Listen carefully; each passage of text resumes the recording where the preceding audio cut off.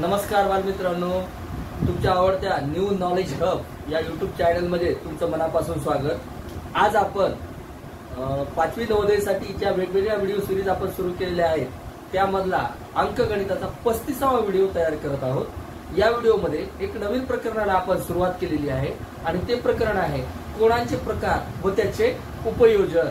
तर आपण कोणांविषयी कोणांच्या प्रकाराविषयी माहिती अगोदर पाहूया, नंतर यामधला स्वाध्याय 11वा आपण पाहणार आहोत। तर बघा, कोन म्हणजे काय, तर दोन रेषाखंडांनी तयार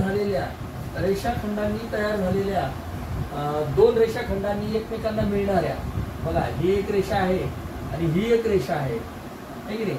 तर या रेषांनी तयार होणाऱ्या याला कोन असे म्हणतात। दोन रेषाखंड मिळून तयार होणाऱ्या याला कोन असं म्हणतात। तर बघा, हे जे आपण दोन रेषाखंड तुम्हाला दिसत आहेत, तर यापासून हे मधला जो भाग तयार झालेला आहे त्याला कोन असं म्हणायचं। तर कोनाचे प्रकार कोणकोणते आहेत, तर आपल्याला लक्षात येईल पहिला प्रकार आहे शून्य कोन। शून्य कोन म्हणजे कसा कोन, बघा त्याच्या समोरच आपण लिहू शून्य कोन म्हणजे जेव्हा आपण कोन मापक घेणार आहोत आणि कोन मापकातून हे जे रेषाखंड आहे हा, या रेषाखंडाला इथे ओ नाव असं देऊ आपण आणि या ओच जेव्हा आपण मोजमाप करणार आहोत कोन मापकाच्या साह्याने, तेव्हा हे माप 0 अंश असणार आहे। किती अंश असणार आहे, 0 अंश। तर त्या कोनाला आपल्याला शून्य कोन म्हणायचं आहे। त्यानंतरचा बघा लघु कोन।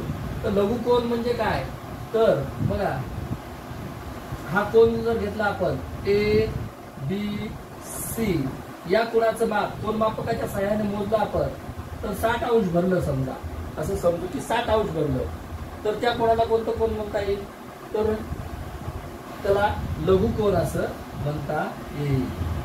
कोणता कोन, लघु कोन। बघा लघु कोन म्हणजे काय, तर ज्या कोनाचं माप 90 अंशापेक्षा कमी असतं, कसं असतं 90 अंशापेक्षा कमी असतं, त्याला लघु कोन असं म्हणायचं। काय म्हणायचं, म्हणजे 90 अंशापेक्षा कमी असणारा कोन कोणता आहे, तर तो लघु कोन असणार आहे। हे इथं लक्षात घ्या। बघा 0 अंश कळाला तुम्हाला, हा 0 अंश कोन आहे।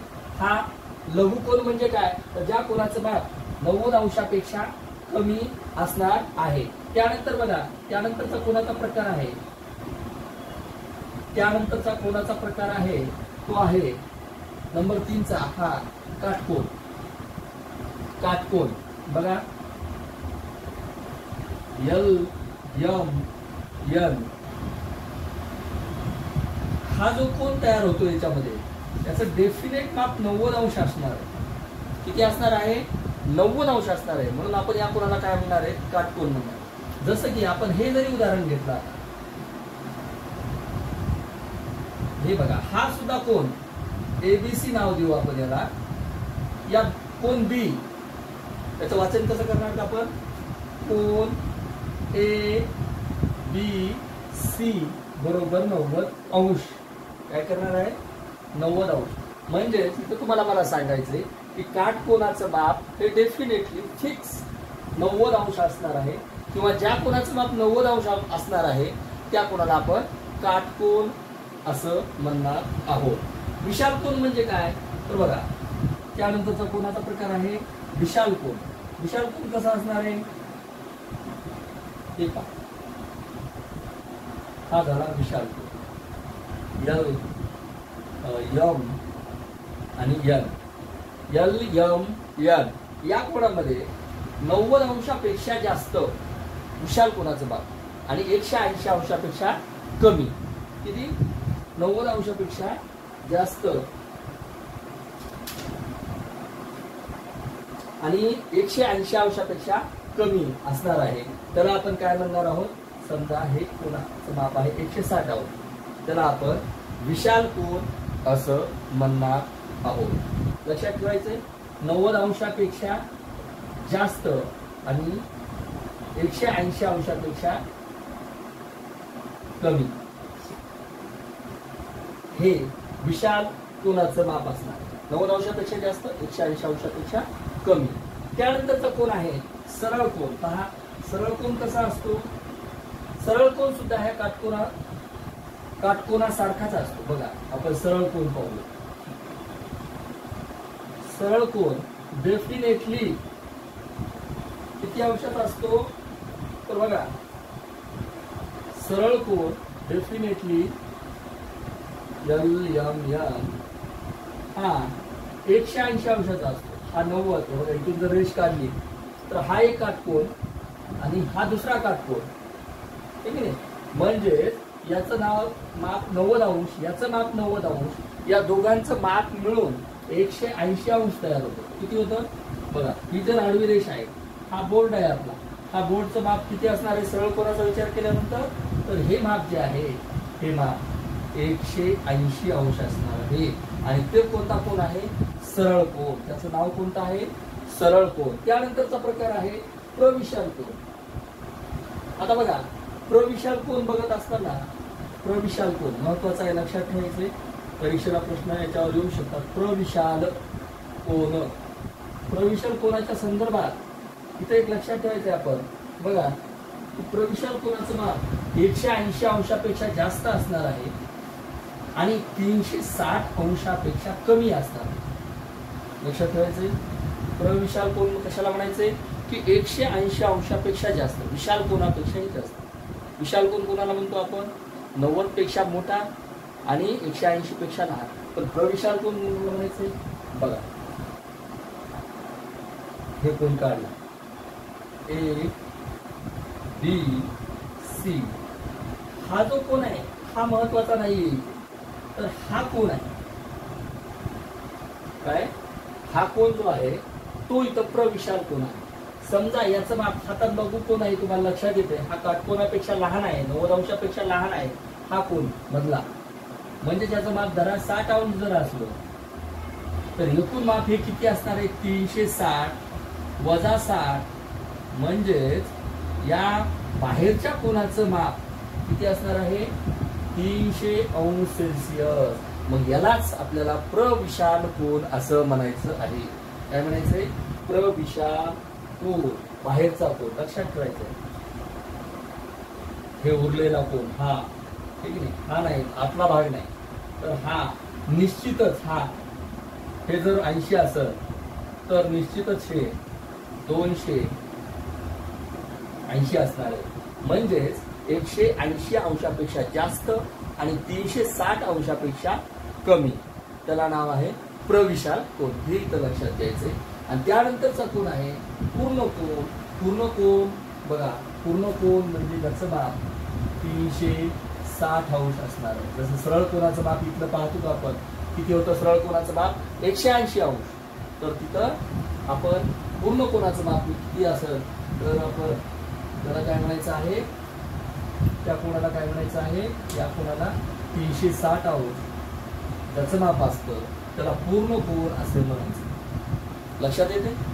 आपण 7 प्रकारचे कोनाचे प्रकार पाहिजे. पटकन फास्ट मध्ये पाहून घेऊत आणि आपण नंतर पुढे स्वाध्यायाला सुरुवात करणार. शून्य कोन म्हणजे काय? हे बघा, शून्य कोन काहीच नाही, 0 अंश. किती अंश सेल्सिअस माप, किती अंश माप असणार त्याचं? शून्य कोनाचं माप 0 अंश. लघु कोनाचं माप किती असणार आहे? 90 पेक्षा कमी, काटकोनापेक्षा कमी. लघु कोन. काटकोन किती असणार आहे? डेफिनेटली 90 अंशाचा असणार. त्यानंतर विशाल कोन किती अंशाचा असणार आहे? 90 अंशापेक्षा निश्चितच जास्त. त्यानंतर सरळ कोनाचं किती असणार आहे? सरळ कोन हा 180 अंशाचा असणार आहे. हे इथं लक्षात घ्यायचं. बघा सरळ कोन किती अंशाचा असणार आहे? 180 अंशाचा असणार आहे. हे इथं लक्षात घ्यायचं. त्याच्यानंतर प्रविशाल कोन 180 पेक्षा जास्त आणि 360 पेक्षा कमी. हा प्रविशाल कोन. हा प्रविशाल कोन. ओके. पूर्ण कोन किती असणार आहे? पूर्ण कोनाचं माप 360 अंश असणार आहे. या प्रकरणाच्या दृष्टीनं महत्वाची माहिती आपण या व्हिडिओमध्ये पाहिली. आता याच्यानंतर लगेचच आपण स्वाध्याय 11वा सुरू करणार. पाहूया स्वाध्याय 11वा.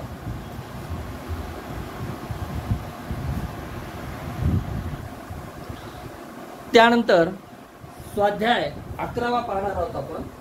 यामध्ये बघा स्वाध्याय 11वा मधला पहिला प्रश्न, नवनीत प्रकाशनाचं हे पुस्तक तुम्ही 2025 पुस्तक काढून समोर बसायचं आहे आणि प्रत्यक्षात वही पेनचा वापर करून एक एक उदाहरण माझ्या बरोबर पाहत पाहत सोडवायचे आहे.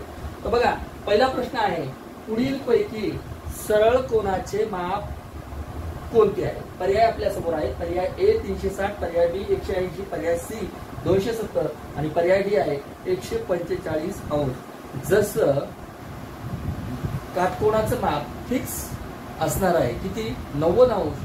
तसंच आपण सरळ कोनाचं माप, तुम्हाला ही रेषाखंड दिसतो इथं किंवा ही रेषा दिसते, या रेषाखंडामध्ये इथं आपल्याला कोण मापकाच्या सहाय्याने काय करणार आहोत आपण? त्याला काय म्हणायचे? कोण मापक म्हणायचे. काय म्हणायचे? कोण मापकाच्या सहाय्याने. बघा, दिसते का तुम्हाला कोण मापक? या कोण मापकाच्या सहाय्याने तुम्हाला सरळ कोनाचं माप अगदी सहज समजणार आहे. बघा, इथं जर तुम्ही लक्षात घेतला हा पॉइंट आणि इकडं पाहितलं, याच्यावर छोट्या अक्षरामध्ये लिहिलेलं आहे 180 अंश. बाहेरचं कोण, बाहेरील माप किंवा आतील माप जरी आपण बघितलं तर सरळ कोनाचं माप इथं तुम्हाला दिसेल की 180 अंश असणार आहे. सरळ कोन कसा असतो तर या पट्टीवर तुम्हाला दिसतंय बघा, या पट्टीवर पूर्ण रेष दिसते तुम्हाला. हेच आहे सरळ कोनाचं माप. हे बघा, हे पूर्ण गोल दिसतंय हे केलेलं. तर या पद्धतीनं तुमच्या लक्षात येईल की हे काय आहे. बघा, इथं आपण ठेवून जरी पाहितलं, इथं पाहितलं ठेवून, तर बघा हे जे पूर्ण माप आहे हे इथं, तर हेच माप किती असणार आहे? सरळ कोन बरोबर 180 अंश. फिक्स आपण पाठ केलं तरी चालतं किंवा लक्षात ठेवलं तरी चालणार आहे की सरळ कोनाचं माप किती असणार आहे? 180 अंश. म्हणजे आपल्या प्रश्न 1 चं उत्तर आहे पर्याय बी. 360 कुणाला म्हणणार आपण? 360 पूर्ण कोन असणार आहे. तर लक्षात, बाकीच्या ऑप्शनचा विचार करूया आपण. 360 अंशाचा कोन जो असतो त्याला नाव आहे पूर्ण कोन. बघा, पूर्ण कोन किती अंशाचा असणार आहे? 360 अंशाचा. 180 अंशाचा कोणता कोन असणार आहे? आपल्या प्रश्नाचं उत्तर सरळ कोन. 270 कोन कुणाला म्हणायचे आपण? 270 म्हणायचे विशाल कोन किंवा प्रविशाल कोनला म्हणायचं. काय म्हणायचंय? प्रविशाल कोन, ज्याचं माप 180 पेक्षा जास्त आणि 360 पेक्षा कमी, त्याला प्रविशाल कोन म्हणायचे. आणि याला कोणता कोन म्हणायचे? 145 अंश ज्याचं माप असणार आहे त्याला आपण विशाल कोन म्हणणार. लक्षात ठेवा, विशाल कोन 90 अंशापेक्षा जास्त आणि 90 अंशापेक्षा जास्त आणि 180 अंशापेक्षा कमी. विशाल कोन 180 अंशापेक्षा जास्त आणि 360 अंशापेक्षा कमी. प्रविशाल कोन म्हणजे 270 हा प्रविशाल कोन झाला, 180 हा सरळ कोन झाला आणि त्यानंतर 360 अंश हा पूर्ण कोन झाला. त्यानंतरचा प्रश्न आपण पाहूया. त्यानंतरचा स्वाध्याय 11 मधला बघा, प्रश्न क्रमांक 2. पुढील पैकी प्रविशाल कोनाचे आकृती कोणती आहे? काय प्रश्न आहे? पुढील पैकी, बघा नवोदय प्रकाशनाचं पुस्तक आहे तुमच्या समोर आणि तुम्ही पुढील पैकी कोणती आकृती ही प्रविशाल कोनाची आहे? आपल्याला आताच कोणाचे प्रकार पाहिजे आपण. बघा, ए आकृती बघूया. तुम्हाला ए आकृतीकडे बघितल्यानंतर तुमच्या लक्षात येईल की हा जो कोन आहे हा निश्चितपणे 90 अंशापेक्षा कमी आहे. काय आहे? त्याचं माप 60, 70, 80 इतकं असू शकतं. 60 असू शकतं, 70 असू शकतं, 80 असू शकतं. म्हणजे हा कोन कोणता झाला? लघु कोन झाला. इथं लक्षात घ्या, कोणता झाला? लघु कोन, 90 अंशापेक्षा कमी माप असणार. त्यानंतर पर्याय बी पाहूया आपण. आपल्याला पाहायचा आहे कोणता? प्रविशाल कोन. आता बघा, काटकोन तर असा असतो सरळ, हे असा, त्याला काटकोन म्हणायचंय. म्हणजे निश्चितच याचं माप 90 अंशापेक्षा जास्त आहे. काय आहे? 90 अंशापेक्षा जास्त आहे. म्हणजे हा कोणता कोन झाला? तर हा विशाल कोन झाला. लक्षात ठेवा, 90 अंशापेक्षा जास्त आणि 180 अंशापेक्षा कमी, त्याला विशाल कोन म्हणायचं. विशाल कोन कशाला म्हणायचं? 90 अंशापेक्षा जास्त आणि 180 अंशापेक्षा कमी, हा विशाल कोन झाला. पण हा विशाल कोन आणि प्रविशाल कोन याच्यामध्ये फरक आहे. चला, लघु कोन झाला, विशाल कोन झाला. ही आकृती पाहूयात, पर्याय सी. बघा, आता याच्यामध्ये त्यांनी मार्क करताना असं मधून नाही केलं. बघा, ते मधून जर केलं असतं तर हा लघु कोनच झाला असता. काय झाला असता? पण हा लघु कोन नाही, हे बाहेरची बाजू मोजायची. एकूण पूर्ण कोणाचं माप किती असणार आहे? 360. आणि याचं समजा 70 आहे. किती आहे? 70 आहे. 360 मधून ते 70 गेले, किती राहिले? 290. म्हणजे हे जे बाहेरचं माप आहे हे किती अंश आहे? 290. मग प्रविशाल कोणाची व्याख्या काय आहे आपल्याकडं? 180 अंशापेक्षा जास्त आणि 360 पेक्षा कमी.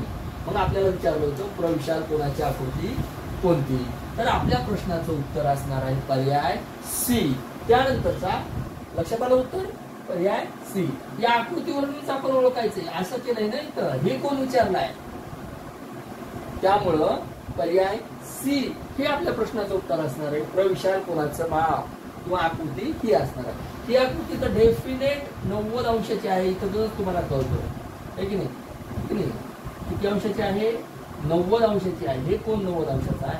इथं पण आपण अशी रेष मांडल्यानंतर हे कोण 90 अंशाचा, हा कोण 90 अंशाचा, हा पूर्ण कोन 360. बघा पूर्ण कोन 360 अंशाचा. म्हणजे ही जी दिलेली आकृती होती ती कोणती होती? 90 अंशाची होती. आणि त्या कोणाचं नाव होतं? काटकोन. आपल्याला आपल्या प्रश्नाचं उत्तर मिळालेलं आहे प्रविशाल कोन 180 पेक्षा जास्त अंश आणि 360 पेक्षा कमी अंश. पर्याय सी हे आपल्या प्रश्नाचं उत्तर असणार आहे. त्यानंतरचा प्रश्न, त्यानंतरचा स्वाध्याय 11 चालू आहे आपला आणि त्यामधला तिसरा प्रश्न विद्यार्थी मित्रांनो आपण पाहत आहोत. तिसरा प्रश्न असा म्हणतोय की रिकामी जागा कोण तयार करतात? 2 रेषा करतात, 2 रेषाखंड करतात किंवा 2 किरण करतात. तर सामायिक बिंदू असणारे रेषाखंड कोण करते? कोण कसा तयार होतो? कोण कसा तयार होतो? बघा ही आकृती आपण पाहत आहोत. त्याला नाव देऊ आपण पी एस आणि क्यू. P S Q. यामध्ये लिहित असताना आपण याला असं लिहिणार आहोत. कोण हे कोणाचं चिन्ह पी एस मध्ये आला पाहिजे. हा कोण तयार होतोय?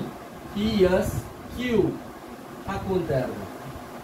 पण लक्षात ठेवा हे 2 रेषाखंड आहे. त्याच्यामध्ये काय आहे? रेषाखंड आहे हे 2. त्याच्यामध्ये पी एस आणि एस क्यू या 2 बाजू आहेत. पी एस आणि एस क्यू. तर एस हा सामायिक बिंदू आहे दोघांमध्ये. काय आहे?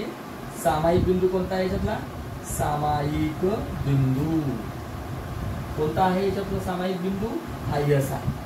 सामायिक बिंदू आहे. सामायिक बिंदू असणारे रेषाखंड कोण तयार करतात हे या प्रश्नाचं उत्तर असणार आहे. त्यामुळे 2 किरण 2 रेषाखंड असं आपण म्हणू शकत नाही. तर आपल्या प्रश्नाचं उत्तर पर्याय डी हे मिळालं. त्यानंतरचा प्रश्न पाहूयात आपण. त्यानंतरचा प्रश्न स्वाध्याय 11व्या मधला पहा. चौथा प्रश्न अतिशय सोपा प्रश्न आहे. तर बघा कात्रीच्या पात्यामध्ये पुढील पैकी कोणता कोन तयार होणार नाही? काय प्रश्न आहे? कात्रीच्या पात्यामध्ये, कात्री माहिती आहे तुम्हाला, जे की कपडे शिवायचं काम करतात, लेडीज असो माणसं असो टेलर असो, आहे की नाही. पण कात्री कशी असते आपल्याला माहिती आहे. ही अशी एवढा पाता दिसते आपल्याला, आहे की नाही. ते एकमेकांना मिळतात आणि जास्तीत जास्त किती फाटतात असं फाकवल्यानंतर आपल्याला माहिती आहे किती फाटतात. बरंच फाटतात, आहे की नाही. मग कोणता कोण तयार होणार नाही? म्हणजे तयार होणार नाही. बघा काटकोन तर सहज तयार होईल. त्याला थोडंसं फाकवलं असं होईल ना तयार, काटकोन होईल. बघा विशाल कोन असं खूप असं खेचलं आपण कात्रीला तर विशाल कोन सुद्धा होईल. लघु कोन तर सहजच होईल. मग होणार कोणता नाही? किती सोपा प्रश्न होता. तर प्रविशाल कोन यामध्ये कात्रीच्या 2 पात्यामध्ये होऊ शकत नाही. लक्षात घ्या प्रविशाल कोन हा असतो हे लक्षात ठेवायचं. 180 अंशापेक्षा जास्त आणि 360 अंशापेक्षा कमी. त्यामुळे आपल्या प्रश्नाचं उत्तर प्रविशाल कोन होणार नाही. त्यानंतरचा प्रश्न, त्यानंतरचा प्रश्न 5वा बघा. पुढील पैकी कोणत्या घड्याळाच्या 2 काट्यामध्ये काटकोन झाला आहे? बघा एक घड्याळ मी तुम्हाला फळ्यावर काढून दाखवलं, तर काटकोन म्हणजे 100% त्याचं माप 90 अंशच असणार आहे. किती असणार आहे? 90 अंशच असणार आहे. पुस्तक आहे तुमच्या समोर, नवनीत प्रकाशनाचं 2025चं पुस्तक घेऊन बसलेले आहेत तुम्ही. ओके. आणि यामध्ये तुम्ही पर्याय ए पाहून घ्या. बरोबर 3 वाजलेले दिसतात. बरोबर बरं काय? बरोबर. काटकोन म्हणजे 100% त्याचं माप 90 अंश असणार आहे. कमी नाही आणि जास्त नाही. जसं की सरळ कोणाचं माप 180 अंश असणार आहे तसंच. आता बघा ए पर्यायामध्ये बरोबर 3 वाजलेले. बघा बी पर्याय बघा बरं. आता तुम्हाला दिसतात बी पर्यायामध्ये 9 वर एक काटा आहे आणि 6 वर एक.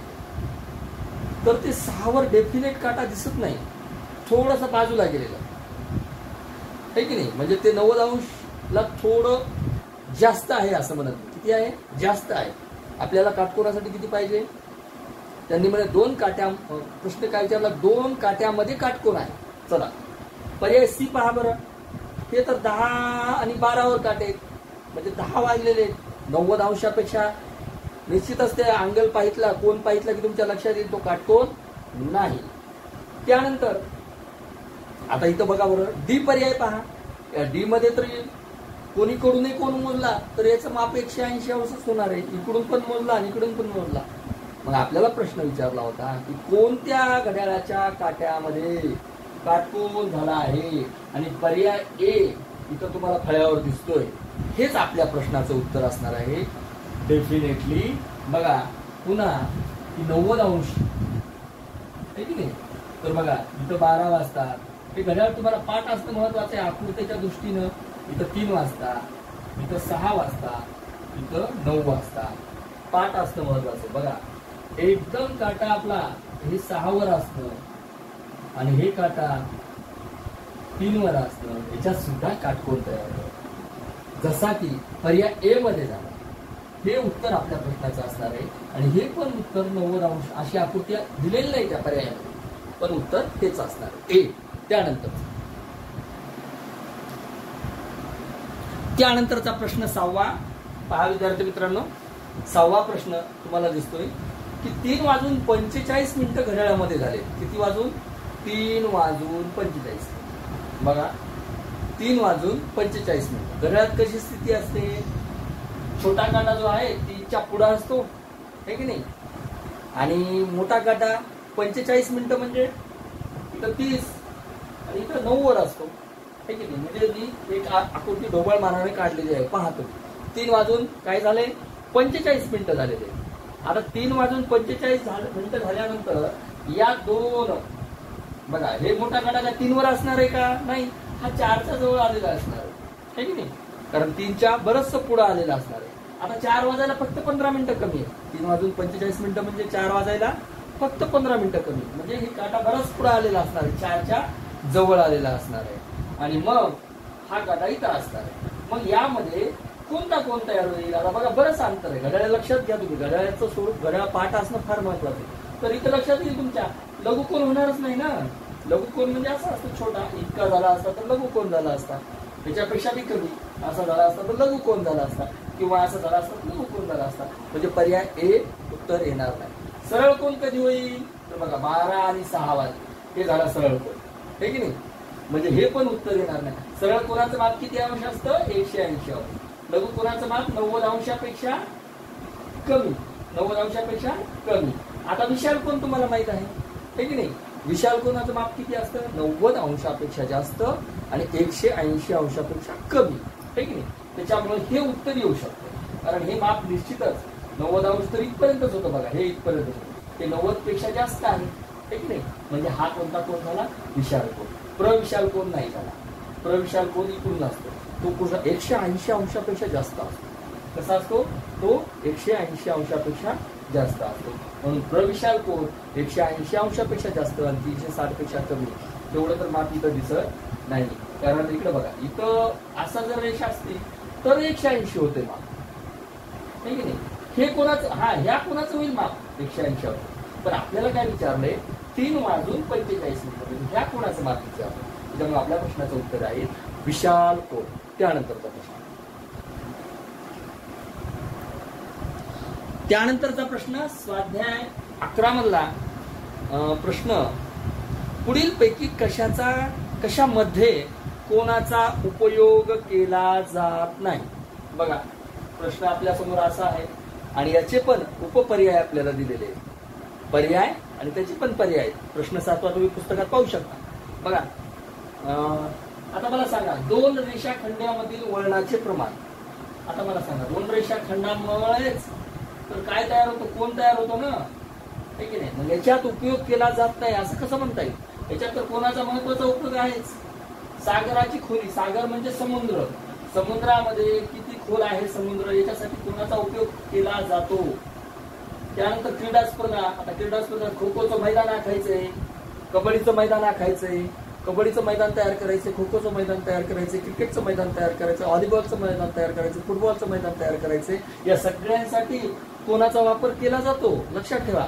मग केला कुठे जात नाही, हे इमारतीचं मोजमाप करण्यासाठी केला जात नाही. म्हणजेच आपला पहिला पर्याय ए व सी होता, ए व सी होता, पण ए व सी मध्ये ए कटून जातो म्हणून ए पर्याय येणार नाही. डी, ए व डी होता, डी क्रीडा स्पर्धेमध्ये केला जातो आणि दोन रेषाखंडातील अंतर मोजण्यासाठी सुद्धा कोणाचा वापर केला जातो. म्हणजे पर्याय फक्त बी, इमारतीचं मोजमाप करण्यासाठी कोणाचा उपयोग केला जात नाही, तर त्याच्यामध्ये मीटर या विविध एककांचा वापर केला जातो. आणि क्रीडा स्पर्धामध्ये सुद्धा डी, याच्यात सुद्धा तुम्हाला आता सांगितलं सगळ्या स्पर्धेमध्ये कोणाचा वापर केला जातो प्रत्येक मैदान आखण्यासाठी. आपल्या प्रश्नाचं उत्तर आहे पर्याय सी, फक्त बी. त्यानंतरचा प्रश्न, त्यानंतरचा स्वाध्याय 11 मधला 8वा प्रश्न पहा, तुम्हाला दिसतोय पूर्ण कोनाचे. बघा 8वा प्रश्न, पूर्ण कोनाचे माप किती अंश असते. काय प्रश्न, पूर्ण कोनाचे माप किती असते. आता बघा आपण या प्रकरणातला कोणाचे प्रकार व त्याचे उपयोजन मध्ये आपण सर्व कोणांची माहिती व त्याचे प्रकार, त्याचा माप किती असतं, किती अंशाचा असतो हे पाहिलं होतं. तर याचं पर्यायातून उत्तर काढायचं म्हटलं तर तुम्ही लक्षात ठेवलं पाहिजे की पूर्ण कोनाचं माप 360 अंश असतं. हे तुम्हाला मी सुरुवातीला सांगितलं होतं. बघा ए आणि बी, इथं हे जो कोण आहे किंवा हा इथला जरी घेतला तर या कोणाचं माप किती अंश असणार आहे, 360 अंश असणार. म्हणून पाठच करून टाकायचं. पूर्ण कोण म्हटलं की 360 अंश. आता बघा दुसरं या पर्यायाचं उत्तर, आपल्या प्रश्नाचं उत्तर पर्याय बी नवोदय परीक्षेमध्ये आपण गोल करणार आहोत. त्यानंतर बघा ए प्रश्न, ए पर्याय बघा, ए मध्ये तुम्हाला दिसल 180 अंश. प्रॅक्टिकली मी तुम्हाला करून पण दाखवलेलं आहे. बघा या कोण मापकाच्या सहाय्याने, हे कोण मापक विसरू नका.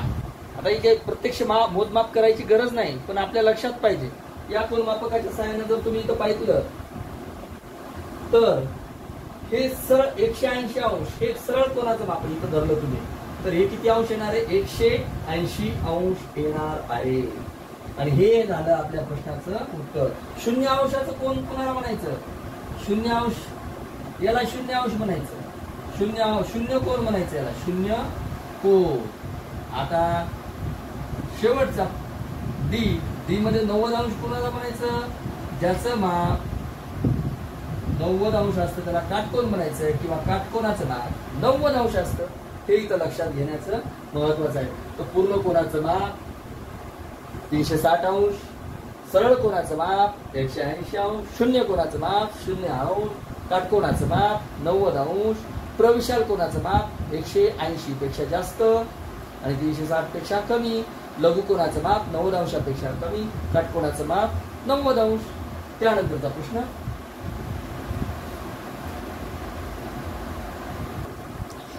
त्यानंतरचा प्रश्न, त्यानंतरचा स्वाध्याय 11 मधला 9वा प्रश्न, आकृतीतील कोणांची संख्या आहे, म्हणजेच किती आहे असा प्रश्न आहे तो. किती आहे संख्या, 4 आहे का, 1 2 3 4, 4 दिसत आहेत ठीक नाही, 8 आहे का, 7 आहे का, 6 आहे का. तर असा प्रश्न आल्यानंतर विद्यार्थी मित्रांनो थोडं गोंधळात पडायचं नाही. अतिशय सोपा प्रश्न आहे. बघा तर याच्यामध्ये कसं असतं, हे जे कोण दिसतात तुम्हाला बघा 1 2 3 असे द्यायचे.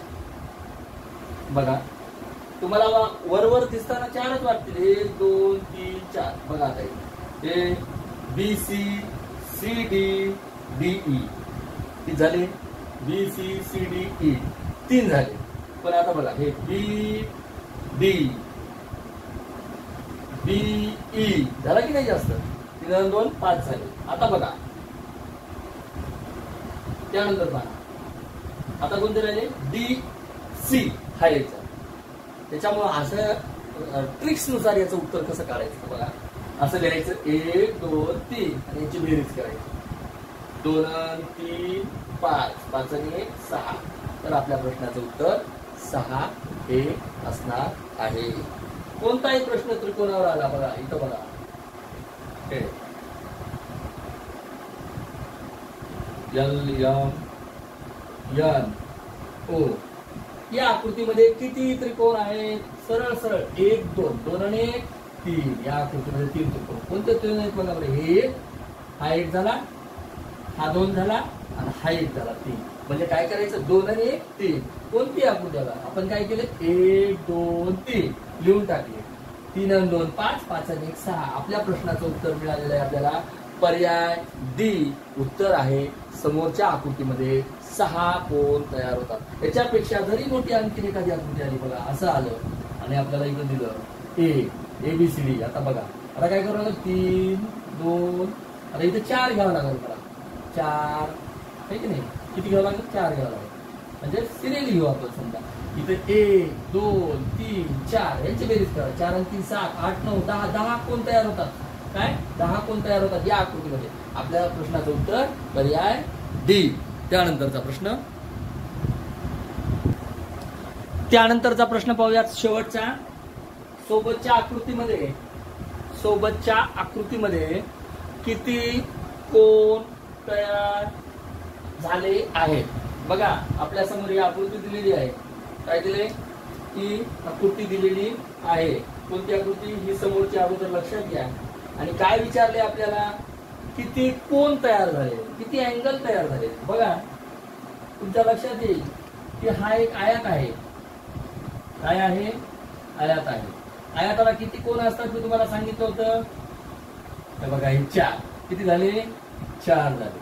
पण ही रेष आल्यामुळे कोणांची संख्या वाढणार आहे. काय होणार आहे? कोणांची संख्या वाढणार आहे. किती होतील मग कोण? बघा ते झाले 4. हे कोपरे 4 1 2 3 4. आता काय वाढणार आहे ते बघा. हे एक कोण, हे एक कोण वाढला. 5 6 हे 2 कोण वाढले. म्हणजे इकडला एक कोण वाढला. हा इकडला एक कोण. परत आता इकडे एक कोण वाढला, इकडे एक कोण. म्हणजे किती कोण वाढले लक्षात येते तुमच्या? हे 4 झाले. आता परत हे ह्याच्यामुळे इथे एक कोण, इथे एक कोण, इथे एक कोण, इथे एक कोण. म्हणजे पहिले 4 आणि हे 2 आणि हे 2 लक्षात येते? 1 2 3 4 4. नंतर हे 2 हे 2 हे 1 हे 2. 4 आणि 2 6 आणि 2 8. अशा पद्धतीनं बालमित्रांनो अतिशय सोप्या भाषेमध्ये आपण हा स्वाध्याय 11वा पाहितलेला आहे. आता आपल्याला 1 ते 10 गणितांचा सराव तुम्ही करायचा आहे. अगदी व्यवस्थित अभ्यास लक्ष देऊन आणि त्याप्रमाणे हा आपल्या आजचा अंकगणिताचा 35वा व्हिडिओ असेल किंवा 35वा. तसेच बुद्धिमापनसाठी सुद्धा आपण व्हिडिओ बनवत आहोत. परत आपण भाषेसाठी सुद्धा व्हिडिओ बनवणार आहोत. अशा पद्धतीनं स्वाध्याय 11वा इथं संपतो. हे प्रकरण सुद्धा इथं संपतं. पुन्हा पुन्हा प्रकरण पहा. सगळे कोण समजून घ्या. अतिशय सोप्या भाषेत मी सांगितलेलं आहे.